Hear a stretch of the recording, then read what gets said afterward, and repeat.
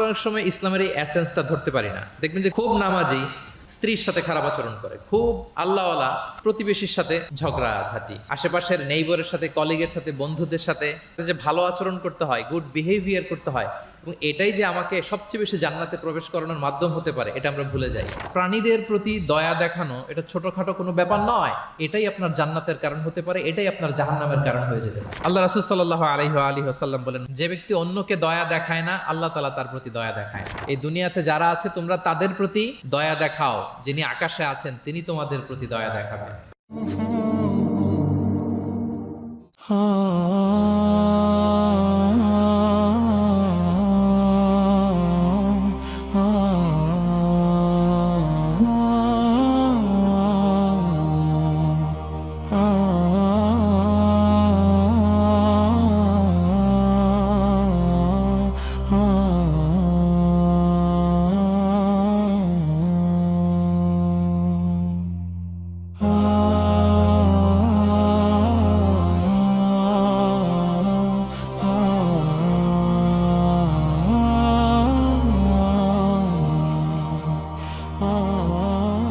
আসসালামু আলাইকুম ওয়া রাহমাতুল্লাহি ওয়া বারাকাতুহু।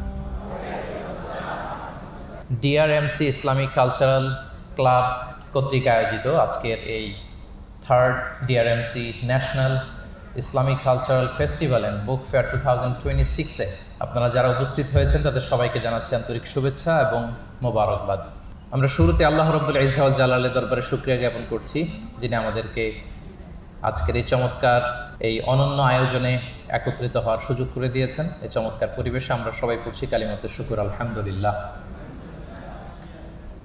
আল্লাহ রাসূল সাল্লাল্লাহু আলাইহি ওয়া আলিহি ওয়াসাল্লামের প্রতি লাখো কোটি দুরুদ এবং সালাম প্রেরণ করে আমি আমার মূল আলোচনা শুরু করছি।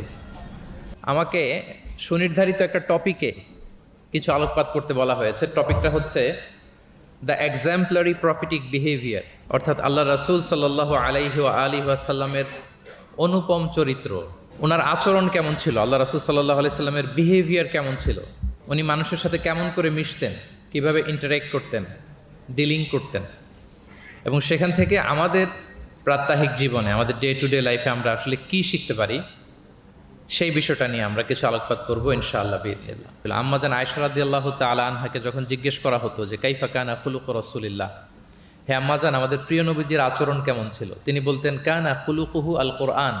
রাসূল সাল্লাল্লাহু আলাইহি ওয়াসাল্লামের আচরণ ছিল কোরআনের আচরণ, মানে পুরো কোরআনে থিওরিটিক্যালি যা বলা আছে আমাদের প্রিয় নবীজির জীবনে প্র্যাকটিক্যালি সেটা করে দেখানো আছে। তিনি যখন মদিনার রাস্তা দিয়ে হেঁটে যেতেন, as if a living Quran is walking on the street, মনে হতো একটা জীবন্ত কোরআন মদিনার রাস্তা দিয়ে হেঁটে হেঁটে যাচ্ছে।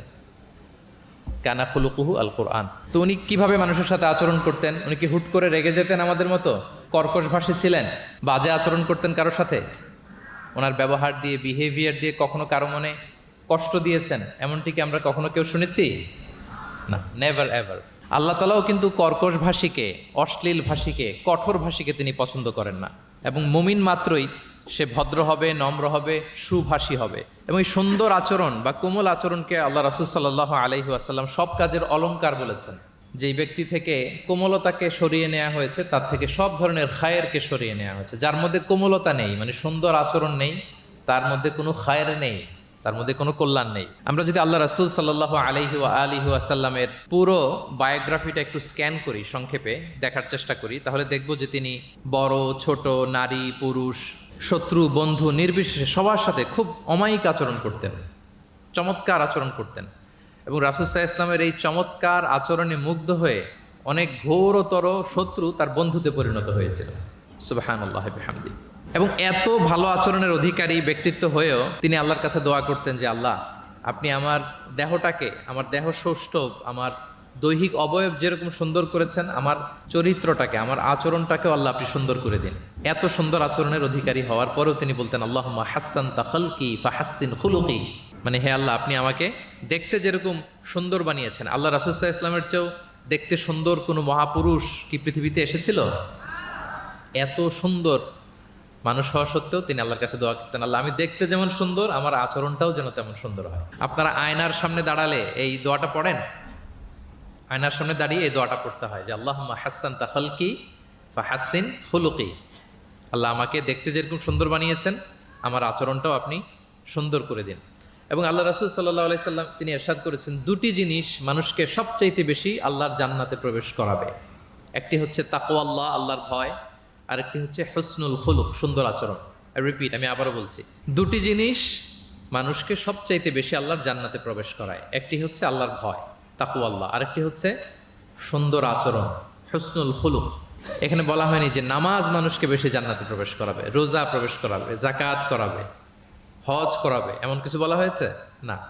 বরং সুন্দর আচরণ মানুষকে বেশি জান্নাতে প্রবেশ করায়। আমরা অনেক সময় ইসলামের এই এসেন্সটা ধরতে পারি না। দেখবেন যে খুব নামাজি কিন্তু খিটখিটে মেজাজের লোক, খুব নামাজি স্ত্রীর সাথে খারাপ আচরণ করে, খুব আল্লাহওয়ালা প্রতিবেশীর সাথে ঝগড়াঝাটি, খুব নামাজি